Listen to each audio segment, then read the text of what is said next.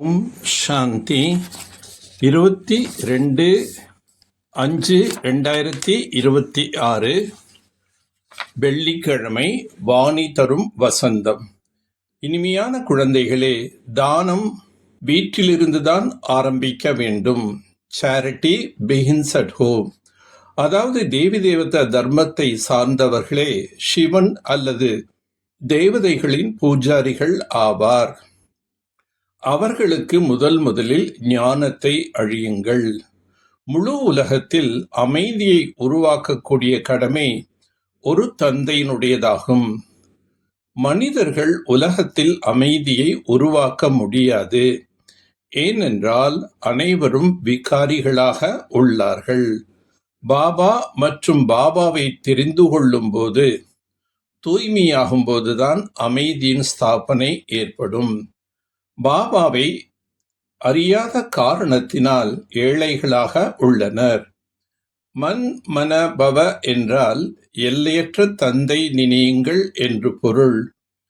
ஓம் சாந்தி என்பதன் பொருளையும் யாரும் அறியவில்லை. ஓம் என்ற அர்த்தத்தினை சொல்லும்போது ஓம் என்றால் பகவான் என்று கூறிவிடுகிறார்கள்.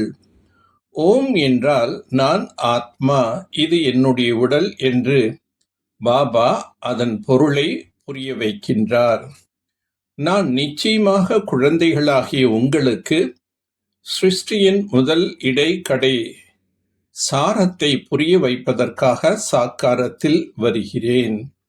பரம்பிதா பரமாத்மாவை தவிர வேறு யாரும் சிருஷ்டியின் முதல் இடைக்கடை ரகசியத்தை புரிய வைக்க முடியாது.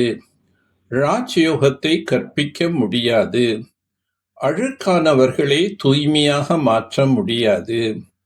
முதலில் தேவி தேவதைகளின் பூஜாரிகளாக இருப்பவர்களுக்கு புரிய வைப்பதற்கு முயற்சி செய்யுங்கள். ஆதி சனாதன தேவி தேவதா தர்மத்தினர்தான் முழுமையாக 84 பிறவிகள் எடுக்கின்றார்கள். முயற்சி செய்து முதலில் ஆதி சனாதன தேவி தேவதா தர்மத்தினரை உயர்த்த வேண்டும். சிவன் நிச்சயமாக வருகின்றார். ஆதலால் தான் அவருடைய ஜெயந்தியை கொண்டாடுகிறார்கள். கிருஷ்ணரையோ அல்லது பிரம்மாவையோ பகவான் என்று கூற முடியாது. அனைவருக்கும் சத்கதியை வழங்கும் வள்ளல் பாபா ஒருவரே எனும்போது அவர் ஞான கடலாக இருக்கக்கூடிய காரணத்தினால் அனைவருக்கும் ஆசிரியராகவும் இருக்கின்றார். என்னை ஞானக்கடல், சைத்தன்ய விதை ரூபம் என்றெல்லாம் மகிமை பாடுகிறார்கள். பாகவதம் தர்ம சாஸ்திரம் கிடையாது. கீதை தான் தர்ம சாஸ்திரமாகும். அதன் மூலம் தேவி தேவதா தர்மம் ஸ்தாபனை ஆகின்றது. மற்றபடி பாகவதம், மகாபாரதம் போன்றவைகளில் எந்த தர்மம் என்பது உருவாகுவது இல்லை. தூய்மையாக சொர்க்கவாசிகளாக இருந்தவர்களே தற்போது நரகவாசியாக அழுக்காக மாறிவிட்டனர். நீங்கள் பல பிறவிகளாக பாவம் செய்துள்ளீர்கள். அனைவரை விட மிக தாழ்ந்தவராக ஆகிவிட்டீர்கள். நான் கல்பமாக வந்து பாரதத்தை சொர்க்கமாக மாற்றுகின்றேன் என்று பாபா கூறுகின்றார். பிறகு ராவணன் நரகமாக மாற்றுகின்றான். இவ்வாறு நாடகம் உருவாக்கப்பட்டிருக்கின்றது. தந்தை வந்து பிரம்மாவின் உடல் மூலமாக பிரம்மா முகவம்சாவளி பிராமணர்களுக்குத்தான் புரிய வைக்கின்றார். பிராமன் தேவி தேவதாய் நம என்று பாடுகிறார்கள். ஷிவ் பாபாவுடன் உங்களுக்கு அன்பான புத்தி இருக்கின்றது. மற்றவர்கள் யாரும் பாபாவை அறியவே இல்லை. நீங்கள் தூய்மையாக மாறினால் புதிய உலகத்திற்கே அதிபதியாகலாம் என்று சிவ தந்தை கூறுகின்றார். பாபாவை நினைக்காமல் தூய்மை ஆகாமல் உயர்ந்த பதவி பெற முடியாது. அப்பவித்திரமான உலகம் அழியும் போதுதான் உலகத்தில் அமைதி உண்டாகும். பாரதத்தில் மற்றும் உலகத்தில் அமைதி வரவேண்டும் என மனிதர்கள் முயற்சி செய்கிறார்கள். ஆனால் அதுவோ ஒரு தந்தையின் காரியமாகும். மனிதர்களோ விகாரிகளாக உள்ளார்கள்.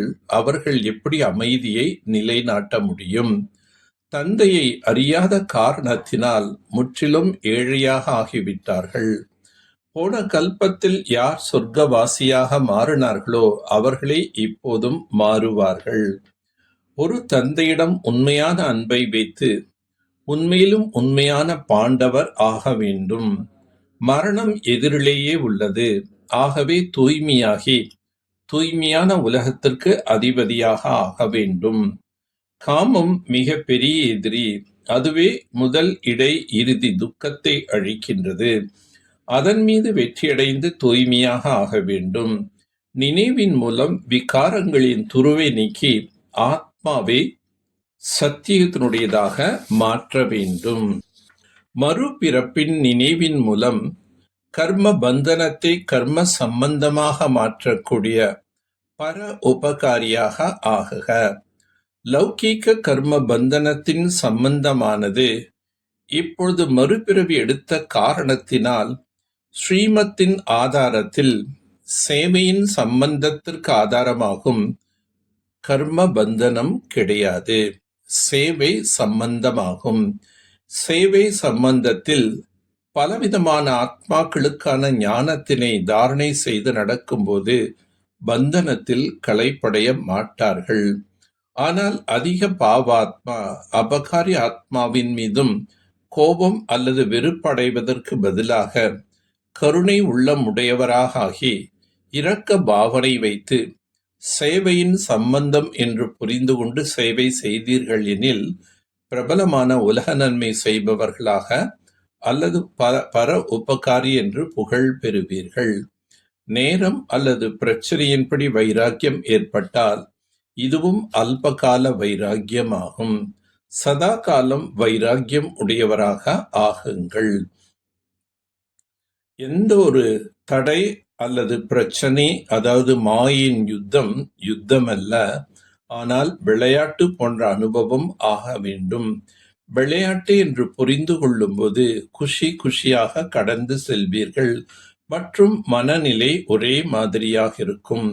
ஆனால் இதை யுத்தம் என்று நினைத்தீர்களெனில் பயப்படவும் செய்வீர்கள் மற்றும் குழப்பத்திலும் வந்து விடுவீர்கள். மாயின் வேலை வருவது மற்றும் உங்களது வேலை வெற்றி அடைவதாகும். நல்லது. ஓம் சாந்தி.